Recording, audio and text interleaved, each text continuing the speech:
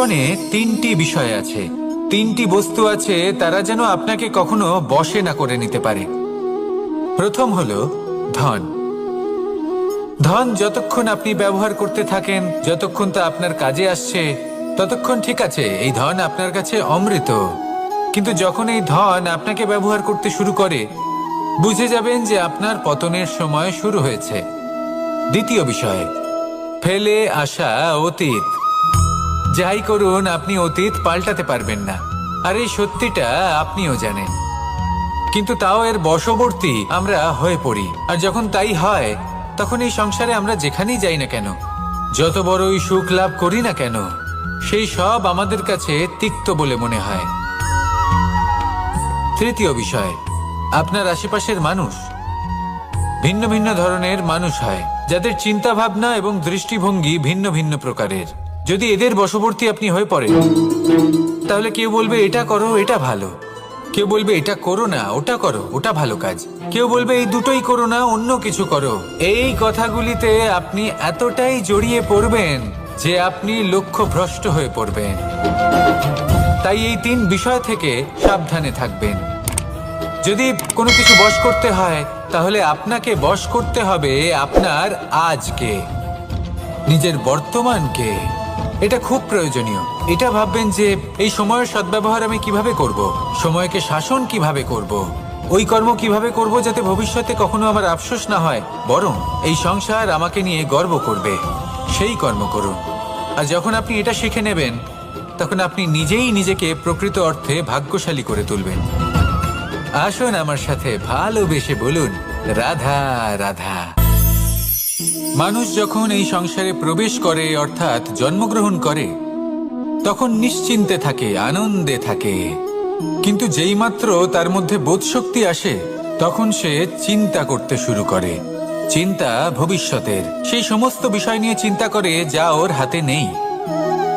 তারপর বড় হয়, বিবাহ সম্পন্ন হয়, গৃহস্থ জীবন যাপন করে, তারপর আবার চিন্তায় মগ্ন হয়ে যায়। ভাবে এই যে আমার পরিবার, আমি কি ঠিকমতো তার খেয়াল রাখতে পারছি? কাল যখন আমি এই সংসার থেকে চলে যাব, তখন আমার এই পরিবারের দেখাশোনা কে করবে? শেষ পর্যন্ত এই পরিবার তো আমারই উত্তরদায়িত্ব। যাক, আপনাকে একটা প্রশ্ন করি। এই সংসারে আসার পূর্বে আপনি কি এই প্রশ্ন করেছিলেন, এটা ভেবেছিলেন যে আমাকে ছাড়া এই সংসার কিভাবে চলবে? করেননি, তাই তো? তাই আপনার এটা নিয়ে দুশ্চিন্তা করার প্রয়োজন নেই যে আপনি যখন এই সংসার ত্যাগ করে চলে যাবেন তখন কি হবে।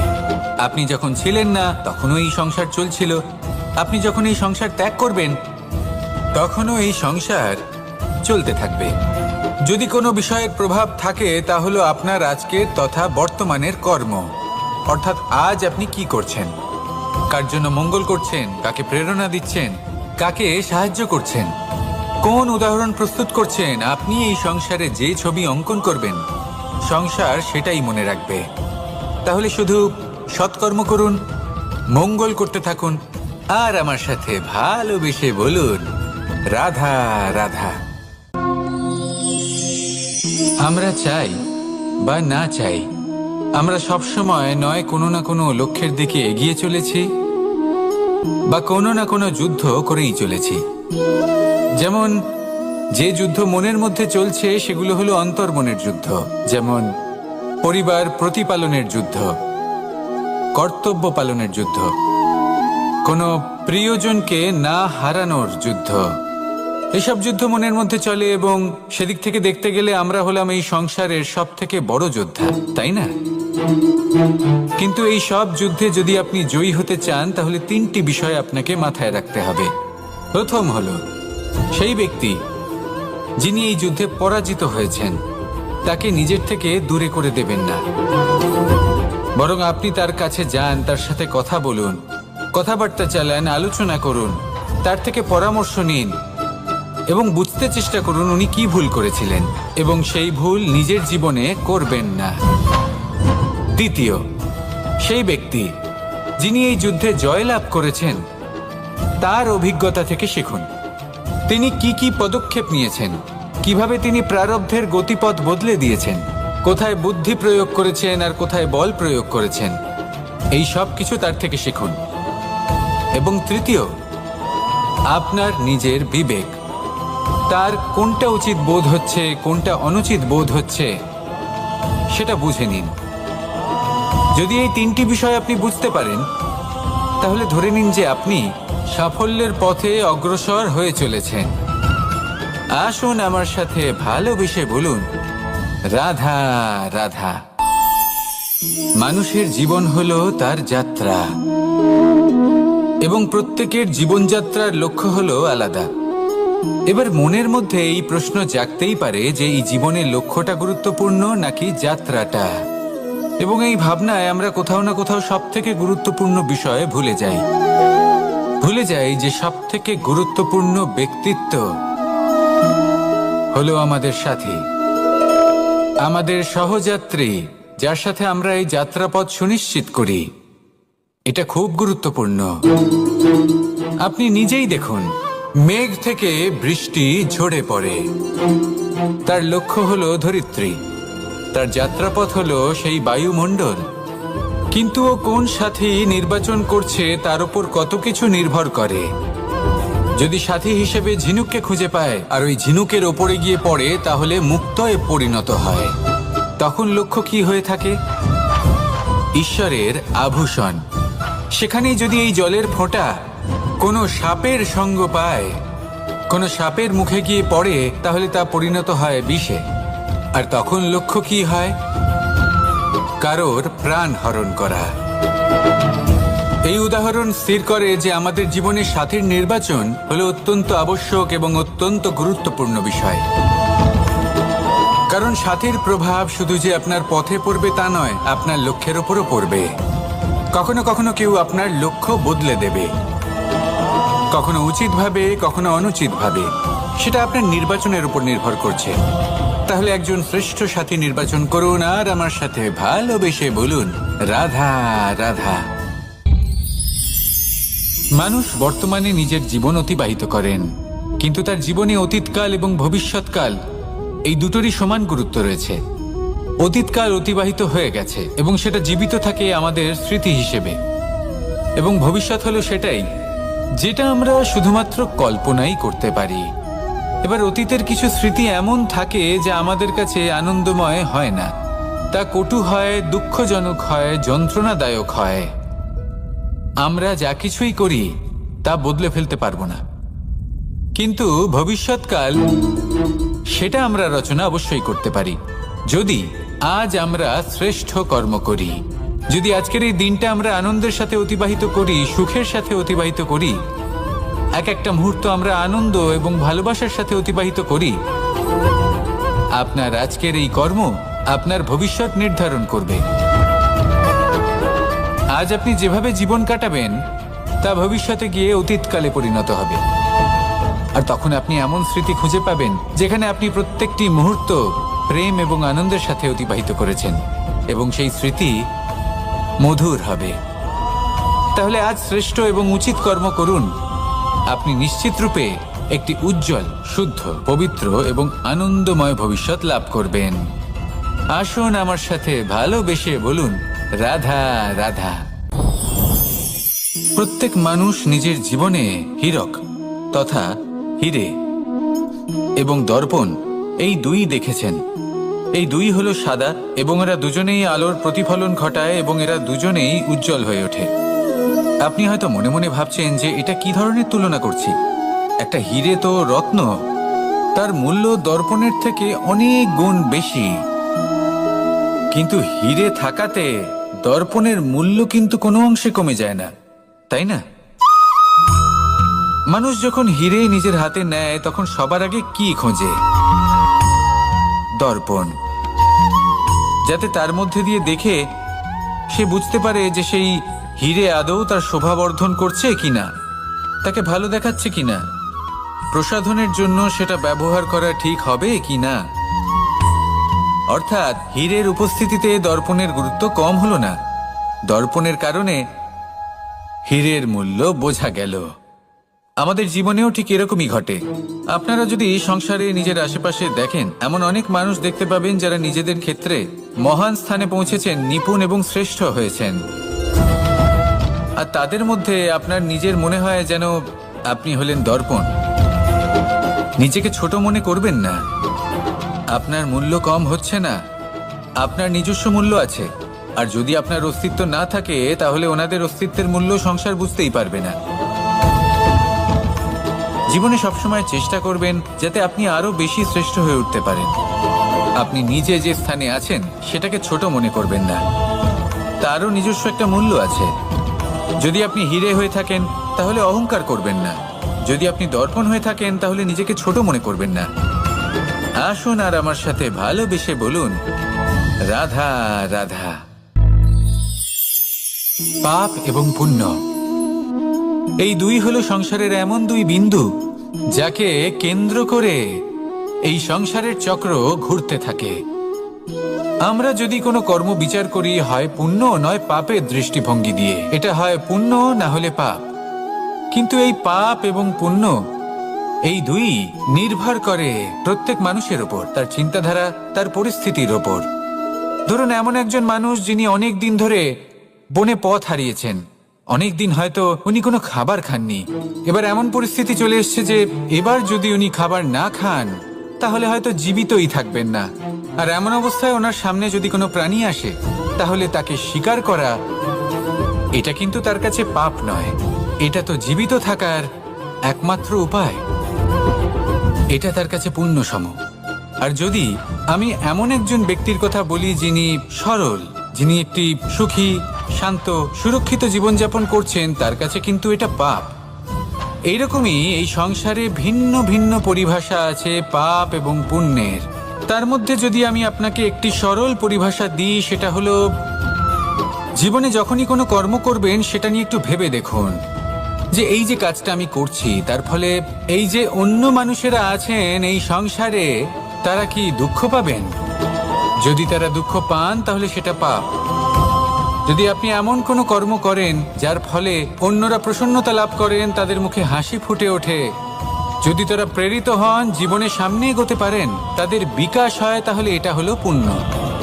তাই জীবনে সবসময় পুণ্য করতে থাকুন আর আমার সাথে ভালোবেসে বলুন, রাধা রাধা। তালা অনেক পুরনো একটা আবিষ্কার। যবে থেকে এই সংসারে বহুমূল্য বস্তু নির্মিত হয়েছে তবে থেকেই এই তালা নির্মাণ হয়েছে, তবে থেকে এর ব্যবহার করা হয়েছে, যাতে উচিত সময় এলে পরে আমরা আমাদের বহুমূল্য জিনিসগুলো সুরক্ষিত রাখতে পারি এবং সময় এলে পরে বের করে সেগুলি ব্যবহার করতে পারি। এবার একটা গুরুত্বপূর্ণ তথ্য আছে যেটা জানা অত্যন্ত গুরুত্বপূর্ণ, এবং সেটা হলো যে একটা তালা নির্মাণের পূর্বে তা খোলার যন্ত্র অর্থাৎ তার চাবিটি নির্মাণ করা হয়, এবং এটাই জীবনের খুব বড় একটা শিক্ষা প্রদান করে যায়। আমাদের জীবনে যখনই কোনো সমস্যা আসে তখন ভয়ভীত হওয়ার কোনো দরকার নেই, কারণ এই প্রকৃতি, এই ঈশ্বর এই সমস্যার সমাধান তথা এর চাবি আগে থেকেই নির্মাণ করে রেখে দিয়েছেন। শুধু দরকার হলো সেই সমস্যার ঊর্ধ্বে উঠে সেই সমাধান খুঁজে বের করা। মানুষ অনেক সময় সমস্যা দেখে ভীত হয়ে পড়েন, চিন্তিত হয়ে পড়েন, নিজের বিবেক হারিয়ে ফেলেন। আপনার শুধু এই মনকে শান্ত করা প্রয়োজন। এই শান্ত মনের সাথে এই সমস্যার নিবারণ খুঁজে নিতে হবে। তাই সমস্যা যতই তীব্র হোক না কেন, ভয় পাওয়ার কোনো প্রয়োজন নেই। পরম শান্ত মনে সমাধান খুঁজে বের করুন। আসুন আমার সাথে ভালোবেসে বলুন, রাধা রাধা। এ হলো রামায়ণের সময়কালের কথা। সেতু নির্মাণ করার কাজ চলছিল। সমস্ত বানর সেনা এই কাজে নিযুক্ত হয়েছিলেন। বড় বড় পাথর তুলে নিয়ে এই বানর সেনা সমুদ্রে ফেলছিলেন। এই কাজ চলছিল। এমন সময় ছোট্ট একটা কাঠবিড়ালি এলো। ছোট ছোট মাটির ডেলা হাতে নিয়ে সাগরের কাছে যাচ্ছিল আর বড় বড় পাথরের পাশে রেখে দিচ্ছিল, যথাসম্ভব সেখানে রেখে আসছিল। সারা দিন ধরে সে এই পরিশ্রম করেই যাচ্ছিল। এবার শ্রীরাম তার এই কাজ দেখতে পেলেন। সেই ছোট্ট কাঠবিড়ালিটিকে নিজের হাতে তুলে নিলেন এবং অত্যন্ত ভালোবেসে তার পিঠে হাত বুলিয়ে দিলেন। কথায় আছে যে কাঠবিড়ালির পিঠে যে দাগ আছে সেই 3টি দাগ এসেছে শ্রী রামচন্দ্রের 3 আঙুলের থেকে। যে কাজ আপনি করছেন তাতে সমস্ত শক্তি প্রয়োগ করুন, যতটা আপনার সামর্থ্য রয়েছে, যতটা আপনার প্রতিভা রয়েছে, সম্পূর্ণভাবে উৎসর্গ করে দিন। ঠিক এমনভাবে কর্ম করুন। সেই কাঠবিড়ালি কিন্তু তাই করেছিল, সেই জন্য শ্রীরামের সাথে সেও সেই কাহিনীতে অমর হয়ে গেছিল। সম্পূর্ণ শক্তি প্রয়োগ করুন, সম্পূর্ণ সামর্থ্যের সাথে কর্ম করুন, কারণ এটাই হলো শ্রেষ্ঠ পথ কোনো কর্ম করার। আসুন আমার সাথে ভালোবেসে বলুন, রাধা রাধা। মানুষের জন্ম কখনো তার ভবিষ্যৎ নির্ধারণ করতে পারে না। হ্যাঁ, ওর জীবনযাত্রা অবশ্যই সুখময় হতে পারে, নির্ভর করে যে ও কোন পরিবারে জন্ম নিচ্ছে, তার পরিবার পরিজন কে হন, তার মাতা পিতা কে হন, তাকে কেমন শিক্ষা দেওয়া হয়েছে, কেমন ভাবে পালন করা হচ্ছে। সে কিন্তু কুপাত্রও হতে পারে, আবার সুপাত্রও হতে পারে।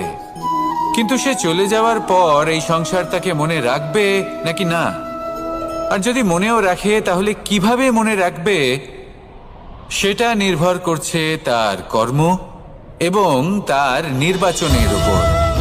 ঠিক যেমন বর্ষার এই জলের ফোঁটা যখন মেঘ থেকে ঝরে পড়ে, তখন তার এই নির্বাচন হলো গুরুত্বপূর্ণ, কারণ তার নির্বাচন তার উপর নির্ভর করছে তার ভবিষ্যৎ কেমন হবে। ঝিনুকের মুখে পড়লে মুক্ত হয়ে ওঠে, সাপের মুখে পড়লে বিষ, আর যদি কোনো পাতায় পড়ে তাহলে শিশিরে পরিণত হয়। তাহলে কর্ম এবং নির্বাচন দুটি জীবনে গুরুত্বপূর্ণ। এদের বিষয় বিশেষ যত্ন নেবেন এবং আমার সাথে ভালোবেসে বলবেন, রাধা রাধা। কখনো কখনো আমাদের জীবনে দুঃখ আসে এবং তার কারণ হলো সন্দেহ।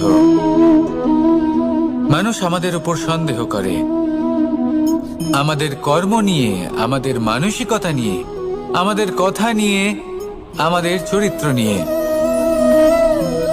কখনো কখনো আমরা শুভ উদ্দেশ্য নিয়ে কারোর মঙ্গল কামনা করি, তার জন্য কোনো ভালো কর্ম করি, এবং সেই ব্যক্তি আমাদের বন্ধুত্ব নিয়েই, আমাদের সম্পর্ক নিয়ে, আমাদের সততা নিয়ে প্রশ্ন করতে থাকে, আমাদের সন্দেহ করে। তখন আমাদের দুঃখ হয়, কিন্তু এটা হওয়া উচিত নয়। কারণ যখনই কোনো ব্যক্তি আপনাকে সন্দেহ করছে, তাতে আপনারই মূল্য বৃদ্ধি পাচ্ছে। এবার আপনি বলবেন, এ কি করে সম্ভব হতে পারে? একটা কথা বলুন, আপনি কখনো শুনেছেন যে কয়লার শুদ্ধতার পরিমাপ করা হচ্ছে? শোনেননি, কারণ এমনটা কখনো হয়ই না। শুদ্ধতার পরখ শুধুমাত্র সোনার ক্ষেত্রে করা হয়, শুধুই তার শুদ্ধতা নিয়ে সন্দেহ প্রকাশ করা হয়।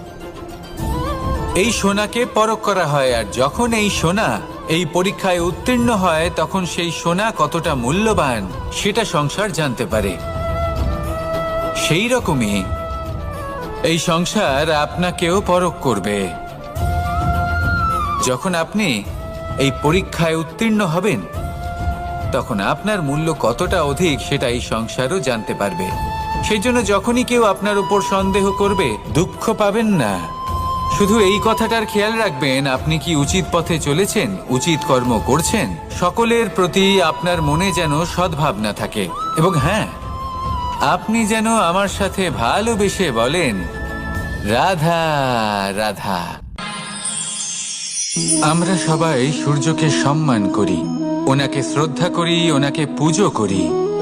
এই সূর্য আমাদের শক্তি প্রদান করেন, প্রকাশ প্রদান করেন। কখনো কখনো উষ্ণতা এতটাই বাড়িয়ে তোলেন, এতটাই তপ্ত করে তোলেন, আমাদের একথা মনে হয় যে আমাদের এই শরীর জ্বলে যাচ্ছে। তখনও আমরা বিরোধিতা করি না, তাকে কটু কথা শোনাই না, আমরা সসম্মানে তা গ্রহণ করি। কেন কেন করি? কারণ আমরা জানি যে সন্ধেবেলা যখন সূর্যাস্ত হবে, তখন শুধুমাত্র অন্ধকার বাকি থাকবে। ঠিক কিছুটা এরকমই হয় আমাদের মাতা পিতাও, যিনি আমাদের জন্ম দেন, আমাদের ভরণ পোষণ করেন, আমাদের বড় করেন, আমাদের প্রেম প্রদান করেন। কখনো কখনো তাদের মুখ থেকে কটু কথা নিঃসৃত হয়, আমাদের দুঃখ হয়, কিন্তু তখন আমাদের এটা বোঝা উচিত এগুলি নিঃসৃত হচ্ছে আমাদেরই মঙ্গলের জন্য। যেমন সূর্যদেব, উনিও উত্তাপ দিয়ে থাকেন, আমাদেরই মঙ্গলের জন্য, যাতে ফসল পাকতে পারে, যাতে জল বাষ্প হয়ে মেঘ হতে পারে, বৃষ্টি হতে পারে, আর এই সংসারে নিরন্তর জলের প্রবাহ থাকে। আমাদের মাতা পিতা, তাদের কঠোর আচরণ, তাদের কঠোর অনুশাসনের পেছনে লুকিয়ে থাকে ওনাদের ভালোবাসা। আমাদের তা বুঝতে হবে, সসম্মানে ওনাদের গ্রহণ করতে হবে। কারণ ঠিক সূর্যাস্তের পরে যেমন চতুর্দিক অন্ধকারচ্ছন্ন হয়ে যায়, তেমনি আমাদের জীবন থেকে যখন আমাদের মাতা পিতা চলে যায়, তখন আমাদের জীবনেও শুধু এবং শুধুমাত্র অন্ধকারই ছেয়ে থাকে।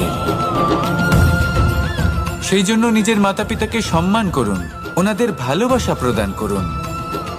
এই মন আর এই জীবন প্রসন্ন হয়ে বলবে, রাধা রাধা।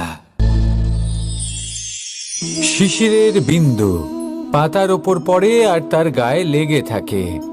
পাতা তাকে শুষে নিতে পারে না, আর শেষ পর্যন্ত সে ঝরে পড়ে যায়। অন্যদিকে রয়েছে মেঘ এবং চাতক। এদের মধ্যে অনেক দূরত্ব থাকে। মেঘ থাকে আকাশে আর চাতক থাকে ধরিত্রীতে। কিন্তু যখন এই মেঘ থেকে বৃষ্টি ঝরে পড়ে, এই চাতক কিন্তু সেই জলই পান করে, নয়তো সে তৃষ্ণার্ত থেকে যায়। এবার অন্যদিকে দেখলাম শিশির বিন্দু আর পাতার এই সম্পর্ক। এরা খুব কাছাকাছি থাকে, ঘনিষ্ঠও থাকে। অন্যদিকে রয়েছে মেঘ এবং চাতকের সম্পর্ক, যাদের মধ্যে অনেক দূরত্ব থাকা সত্ত্বেও তারা খুব ঘনিষ্ঠ, তাই না? এই সারমর্ম খুব সরল। এই নৈকট্য, এই দূরত্ব, তা আপনার সম্পর্কে প্রভাব কিছুতেই ফেলতে পারে না।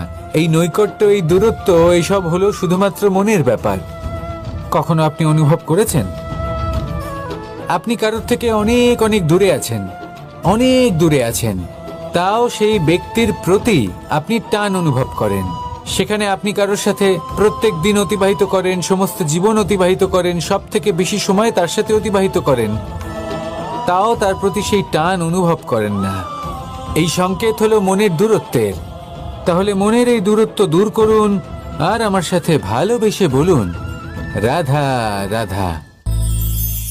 পাখি কখন জন্ম নেয়, কখন উড়তে শেখে, কখন বাসা বানাতে শেখে, কখন নিজের মৃত্যু লাভ করে, এসব আমাদের মধ্যে কেউ জানি না। কিন্তু পাখি একটা কথা খুব ভালো করে জানে, যে এই সংসারে ও যা কিছুই করুক না কেন, এই সংসারের ওকে নিয়ে কিচ্ছু যায় আসে না। এবার আমরা কি করি? কোনো কাজ করার আগে আমরা এটা ভাবি যে এই সংসার যদি আমাকে দেখে ফেলে, তাহলে কে জানে এই সংসার কি ভাববে, আমার প্রতিচ্ছবি কেমন তৈরি হবে কে জানে, কে জানে কি হবে আদি ইত্যাদি। এই সব ভাবনায় আমরা মগ্ন হয়ে যাই। কিছুটা এমন ভাবে মগ্ন হই যে বর্তমানের কর্মের, এই জীবনের যাত্রাপথে সেই সময়ের আনন্দ উপভোগ করতে ভুলে যাই। এবার দেখুন একটা পাখি কি করে। ওর কর্ম হলো গান গেয়ে চলা। ওই পাখি গেয়ে চলে, কেউ ওর গান শুনুক বা না শুনুক, কেউ আদৌ শুনছে কিনা সেই বিষয়টা নিয়ে সেই পাখির কিছুই যায় আসে না। সেই পাখি নিজের কর্ম করতে থাকে। হয়তো সেই জন্যই আপনি কখনো কোনো পাখিকে কাঁদতে দেখবেন না। এরকমই আপনাকে নিজেকে গড়ে তুলতে হবে। প্রথমে নিজেকে জিজ্ঞেস করুন, এই যে কর্ম আমি করতে চলেছি সেটা কি উচিত? যদি আপনার মনে হয় সেটা উচিত, তাহলে সেটা প্রমাণ করুন। এটা ভাববেন না যে এই সংসার কি ভাববে। আসুন আর আমার সাথে ভালোবেসে বলুন, রাধা রাধা। আজ আমি আপনাকে একটা ছোট্ট কাহিনী শোনাবো। এটা কোনো এক সময়ের কথা। দুজন বোন জাঁতাকলে গম পেশাই করছিলেন, আর ওনাদের মধ্যে যিনি ছোট ছিলেন তিনি সময় সময় সেখান থেকে ছোট ছোট দানা তুলে খাচ্ছিলেন এবং বিষয়টা উপভোগ করছিলেন। এবার দেখতে দেখতে গম পেশাই সমাপ্ত হলো। এবার পেশাই করা গম নিয়ে সেই দুজন বোন বাড়ি ফিরে আসছিলেন, এবং তাদের ফেরার পথে হঠাৎ করে কোথাও থেকে একটি বাছুর চলে এলো। এই দুই বোন ভয়ভীত হয়ে গেলেন, আর তাদের হাত থেকে সেই আটা পড়ে গেল, মাটিতে মিশে গেল। এবার এই পুরো ঘটনাক্রমে যদি কারোর বিন্দুমাত্র লাভ হয়ে থাকে, বিন্দুমাত্র আনন্দ পেয়ে থাকে, তাহলে সে কে? সেই ছোট বোন, যিনি মাঝে মাঝেই গমের দানা তুলছিলেন এবং খাচ্ছিলেন। কিছুটা হলেও উনি আনন্দ লাভ করেছিলেন। এবার এরকমই হলো আমাদের জীবনে ভক্তি এবং ভালোবাসা সংক্রান্ত বিষয়ে। মানুষ নিজের জীবনের দৈনিক কাজে এতটাই ব্যস্ত হয়ে পড়েন, প্রত্যেকদিন শুধু কাজ কাজ কাজ কাজ করতে থাকেন, আর তাতে ভক্তি এবং ভালোবাসার জন্য সময় বার করতেই পারেন না। দেখুন, জীবনে ভক্তি আর প্রেমের এই যে ছোট ছোট মুহূর্ত আছে, এগুলো যদি আপনি যাপন করতে পারেন তাহলে তাতেই আপনি তৃপ্তি লাভ করবেন। বাকি সবই আপনার ব্যর্থ বলেই মনে হবে।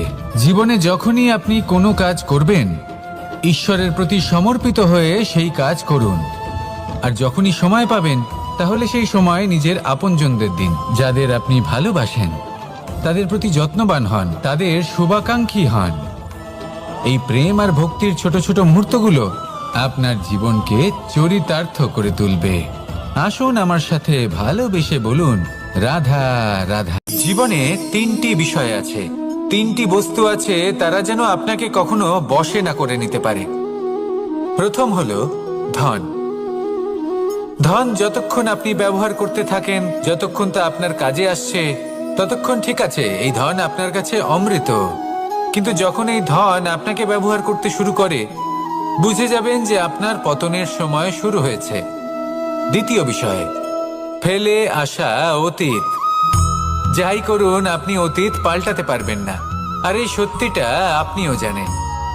কিন্তু তাও এর বশবর্তী আমরা হয়ে পড়ি, আর যখন তাই হয়, তখন এই সংসারে আমরা যেখানেই যাই না কেন, যত বড়ই সুখ লাভ করি না কেন, সেই সব আমাদের কাছে তিক্ত বলে মনে হয়।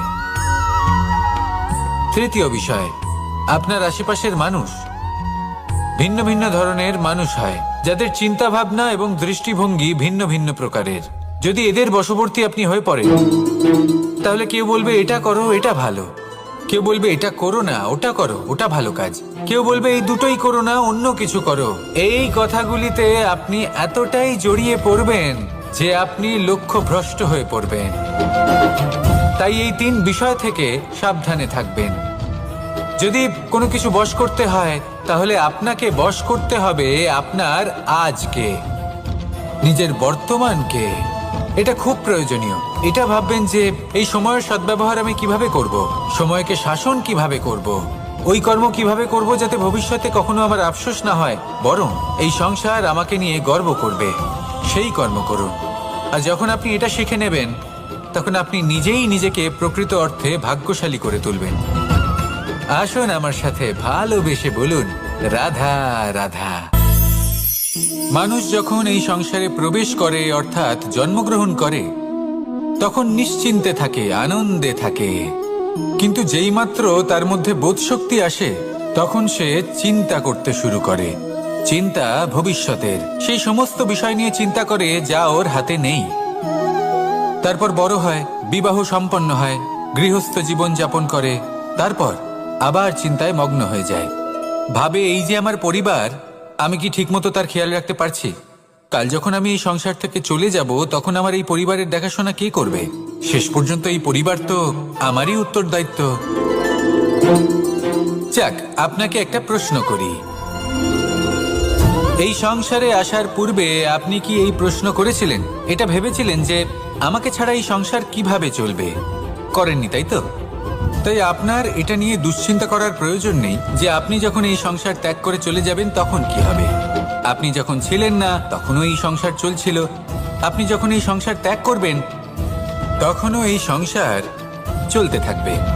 যদি কোনো বিষয়ের প্রভাব থাকে, তা হলো আপনার আজকের তথা বর্তমানের কর্ম। অর্থাৎ আজ আপনি কি করছেন, কার জন্য মঙ্গল করছেন, কাকে প্রেরণা দিচ্ছেন, কাকে সাহায্য করছেন, কোন উদাহরণ প্রস্তুত করছেন। আপনি এই সংসারে যে ছবি অঙ্কন করবেন, সংসার সেটাই মনে রাখবে। তাহলে শুধু সৎকর্ম করুন, মঙ্গল করতে থাকুন, আর আমার সাথে ভালোবেসে বলুন, রাধা রাধা। আমরা চাই বা না চাই, আমরা সবসময় নয় কোনো না কোনো লক্ষ্যের দিকে এগিয়ে চলেছি, বা কোনো না কোনো যুদ্ধ করেই চলেছি। যেমন যে যুদ্ধ মনের মধ্যে চলছে, সেগুলো হলো অন্তর্মনের যুদ্ধ। যেমন পরিবার প্রতিপালনের যুদ্ধ, কর্তব্য পালনের যুদ্ধ, কোনো প্রিয়জনকে না হারানোর যুদ্ধ, এসব যুদ্ধ মনের মধ্যে চলে এবং সেদিক থেকে দেখতে গেলে আমরা হলাম এই সংসারের সব থেকে বড় যোদ্ধা, তাই না? কিন্তু এই সব যুদ্ধে যদি আপনি জয়ী হতে চান তাহলে তিনটি বিষয় আপনাকে মাথায় রাখতে হবে। প্রথম হলো সেই ব্যক্তি যিনি এই যুদ্ধে পরাজিত হয়েছেন তাকে নিজের থেকে দূরে করে দেবেন না, বরং আপনি তার কাছে যান, তার সাথে কথা বলুন, কথাবার্তা চালান, আলোচনা করুন, তার থেকে পরামর্শ নিন এবং বুঝতে চেষ্টা করুন উনি কি ভুল করেছিলেন এবং সেই ভুল নিজের জীবনে করবেন না। দ্বিতীয়, সেই ব্যক্তি যিনি এই যুদ্ধে জয়লাভ করেছেন তার অভিজ্ঞতা থেকে শিখুন। তিনি কি কি পদক্ষেপ নিয়েছেন, কিভাবে তিনি প্রারব্ধের গতিপথ বদলে দিয়েছেন, কোথায় বুদ্ধি প্রয়োগ করেছেন আর কোথায় বল প্রয়োগ করেছেন, এই সব কিছু তার থেকে শিখুন। এবং তৃতীয়, আপনার নিজের বিবেক, তার কোনটা উচিত বোধ হচ্ছে কোনটা অনুচিত বোধ হচ্ছে সেটা বুঝে নিন। যদি এই তিনটি বিষয় আপনি বুঝতে পারেন তাহলে ধরে নিন যে আপনি সাফল্যের পথে অগ্রসর হয়ে চলেছেন। আসুন আমার সাথে ভালোবেসে বলুন, রাধা রাধা। মানুষের জীবন হলো তার যাত্রা এবং প্রত্যেকের জীবনযাত্রার লক্ষ্য হলো আলাদা। এবার মনের মধ্যে এই প্রশ্ন জাগতেই পারে যে এই জীবনের লক্ষ্যটা গুরুত্বপূর্ণ নাকি যাত্রাটা, এবং এই ভাবনায় আমরা কোথাও না কোথাও সব থেকে গুরুত্বপূর্ণ বিষয়ে ভুলে যাই যে সব থেকে গুরুত্বপূর্ণ ব্যক্তিত্ব হলো আমাদের সাথী, আমাদের সহযাত্রী, যার সাথে আমরা এই যাত্রাপথ সুনিশ্চিত করি। এটা খুব গুরুত্বপূর্ণ। আপনি নিজেই দেখুন, মেঘ থেকে বৃষ্টি ঝরে পড়ে, তার লক্ষ্য হলো ধরিত্রী, তার যাত্রাপথ হলো সেই বায়ুমণ্ডল। কিন্তু ও কোন সাথী নির্বাচন করছে তার উপর কত কিছু নির্ভর করে। যদি সাথী হিসেবে ঝিনুককে খুঁজে পায় আর ওই ঝিনুকের ওপরে গিয়ে পড়ে তাহলে মুক্তয়ে পরিণত হয়। তখন লক্ষ্য কি হয়ে থাকে? ঈশ্বরের আভূষণ। সেখানেই যদি এই জলের ফোঁটা কোনো সাপের সঙ্গ পায়, কোনো সাপের মুখে গিয়ে পড়ে, তাহলে তা পরিণত হয় বিষে। আর তখন লক্ষ্য কি হয়? কারোর প্রাণ হরণ করা। এই উদাহরণ স্থির করে যে আমাদের জীবনে সাথীর নির্বাচন হলো অত্যন্ত আবশ্যক এবং অত্যন্ত গুরুত্বপূর্ণ বিষয়। কারণ সাথীর প্রভাব শুধু যে আপনার পথে পড়বে তা নয়, আপনার লক্ষ্যের ওপরও পড়বে। কখনো কখনো কেউ আপনার লক্ষ্য বদলে দেবে, কখনো উচিতভাবে, কখনো অনুচিতভাবে। সেটা আপনার নির্বাচনের উপর নির্ভর করছে। তাহলে একজন শ্রেষ্ঠ সাথী নির্বাচন করুন আর আমার সাথে ভালোবেসে বলুন, রাধা রাধা। মানুষ বর্তমানে নিজের জীবন অতিবাহিত করেন, কিন্তু তার জীবনে অতীতকাল এবং ভবিষ্যৎকাল এই দুটোরই সমান গুরুত্ব রয়েছে। অতীতকাল অতিবাহিত হয়ে গেছে এবং সেটা জীবিত থাকে আমাদের স্মৃতি হিসেবে, এবং ভবিষ্যৎ হলো সেটাই যেটা আমরা শুধুমাত্র কল্পনাই করতে পারি। এবার অতীতের কিছু স্মৃতি এমন থাকে যা আমাদের কাছে আনন্দময় হয় না, তা কটু হয়, দুঃখজনক হয়, যন্ত্রণাদায়ক হয়। আমরা যা কিছুই করি তা বদলে ফেলতে পারবো না, কিন্তু ভবিষ্যৎকাল সেটা আমরা রচনা অবশ্যই করতে পারি যদি আজ আমরা শ্রেষ্ঠ কর্ম করি। যদি আজকের এই দিনটা আমরা আনন্দের সাথে অতিবাহিত করি, সুখের সাথে অতিবাহিত করি, এক একটা মুহূর্ত আমরা আনন্দ এবং ভালোবাসার সাথে অতিবাহিত করি, আপনার আজকের এই কর্ম আপনার ভবিষ্যৎ নির্ধারণ করবে। আজ আপনি যেভাবে জীবন কাটাবেন তা ভবিষ্যতে গিয়ে অতীতকালে পরিণত হবে। আর তখন আপনি এমন স্মৃতি খুঁজে পাবেন যেখানে আপনি প্রত্যেকটি মুহূর্ত প্রেম এবং আনন্দের সাথে অতিবাহিত করেছেন, এবং সেই স্মৃতি মধুর হবে। তাহলে আজ শ্রেষ্ঠ এবং উচিত কর্ম করুন। আপনি নিশ্চিত রূপে একটি উজ্জ্বল, শুদ্ধ, পবিত্র এবং আনন্দময় ভবিষ্যৎ লাভ করবেন। আসুন আমার সাথে ভালোবেসে বলুন, রাধা রাধা। প্রত্যেক মানুষ নিজের জীবনে হীরক তথা হিরে এবং দর্পণ এই দুই দেখেছেন। এই দুই হলো সাদা এবং এরা দুজনেই আলোর প্রতিফলন ঘটায় এবং এরা দুজনেই উজ্জ্বল হয়ে ওঠে। আপনি হয়তো মনে মনে ভাবছেন যে এটা কি ধরনের তুলনা করছি, একটা হিরে তো রত্ন, তার মূল্য দর্পণের থেকে অনেক গুণ বেশি। কিন্তু হিরে থাকাতে দর্পণের মূল্য কিন্তু কোনো অংশে কমে যায় না, তাই না? মানুষ যখন হিরে নিজের হাতে নেয় তখন সবার আগে কি খোঁজে? দর্পণ, যাতে তার মধ্যে দিয়ে দেখে সে বুঝতে পারে যে সেই হিরে আদৌ তার শোভাবর্ধন করছে কিনা, তাকে ভালো দেখাচ্ছে কিনা, প্রসাধনের জন্য সেটা ব্যবহার করা ঠিক হবে কিনা। অর্থাৎ হীরের উপস্থিতিতে দর্পণের গুরুত্ব কম হলো না, দর্পণের কারণে হীরের মূল্য বোঝা গেল। আমাদের জীবনেও ঠিক এরকমই ঘটে। আপনারা যদি সংসারে নিজের আশেপাশে দেখেন, এমন অনেক মানুষ দেখতে পাবেন যারা নিজেদের ক্ষেত্রে মহান স্থানে পৌঁছেছেন, নিপুণ এবং শ্রেষ্ঠ হয়েছেন। আর তাদের মধ্যে আপনার নিজের মনে হয় যেন আপনি হলেন দর্পণ। নিজেকে ছোট মনে করবেন না। আপনার মূল্য কম হচ্ছে না, আপনার নিজস্ব মূল্য আছে। আর যদি আপনার অস্তিত্ব না থাকে তাহলে ওনাদের অস্তিত্বের মূল্য সংসার বুঝতেই পারবে না। জীবনে সবসময় চেষ্টা করবেন যাতে আপনি আরো বেশি শ্রেষ্ঠ হয়ে উঠতে পারেন। আপনি নিজে যে স্থানে আছেন সেটাকে ছোট মনে করবেন না, তারও নিজস্ব একটা মূল্য আছে। যদি আপনি হিরে হয়ে থাকেন তাহলে অহংকার করবেন না, যদি আপনি দর্পণ হয়ে থাকেন তাহলে নিজেকে ছোট মনে করবেন না। আসুন আর আমার সাথে ভালোবেসে বলুন, রাধা রাধা। পাপ এবং পুণ্য, এই দুই হলো সংসারের এমন দুই বিন্দু যাকে কেন্দ্র করে এই সংসারের চক্র ঘুরতে থাকে। আমরা যদি কোনো কর্ম বিচার করি, হয় পুণ্য নয় পাপের দৃষ্টিভঙ্গি দিয়ে, এটা হয় পুণ্য না হলে পাপ।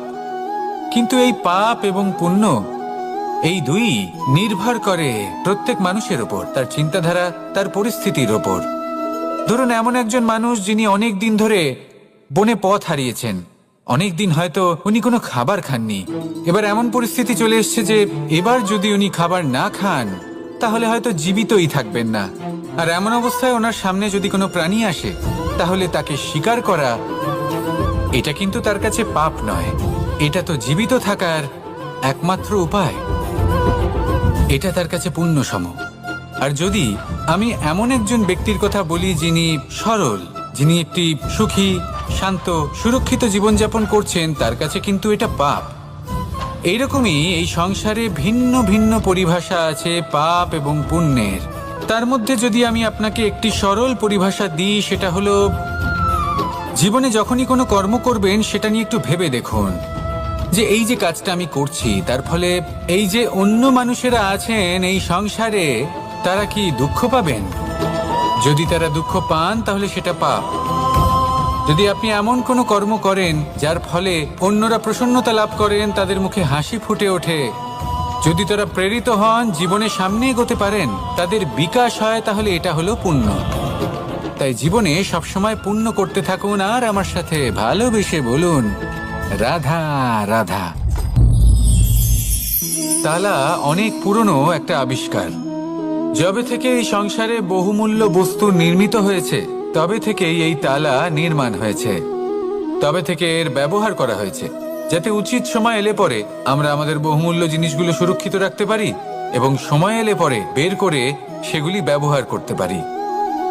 এবার একটা গুরুত্বপূর্ণ তথ্য আছে যেটা জানা অত্যন্ত গুরুত্বপূর্ণ, এবং সেটা হলো যে একটা তালা নির্মাণের পূর্বে তা খোলার যন্ত্র অর্থাৎ তার চাবিটি নির্মাণ করা হয়, এবং এটাই জীবনের খুব বড় একটা শিক্ষা প্রদান করে যায়। আমাদের জীবনে যখনই কোনো সমস্যা আসে তখন ভয়ভীত হওয়ার কোনো দরকার নেই, কারণ এই প্রকৃতি, এই ঈশ্বর এই সমস্যার সমাধান তথা এর চাবি আগে থেকেই নির্মাণ করে রেখে দিয়েছেন। শুধু দরকার হলো সেই সমস্যার ঊর্ধ্বে উঠে সেই সমাধান খুঁজে বের করা। মানুষ অনেক সময় সমস্যা দেখে ভীত হয়ে পড়েন, চিন্তিত হয়ে পড়েন, নিজের বিবেক হারিয়ে ফেলেন। আপনার শুধু এই মনকে শান্ত করা প্রয়োজন। এই শান্ত মনের সাথে এই সমস্যার নিবারণ খুঁজে নিতে হবে। তাই সমস্যা যতই তীব্র হোক না কেন, ভয় পাওয়ার কোনো প্রয়োজন নেই। পরম শান্ত মনে সমাধান খুঁজে বের করুন। আসুন আমার সাথে ভালোবেসে বলুন রাধা রাধা।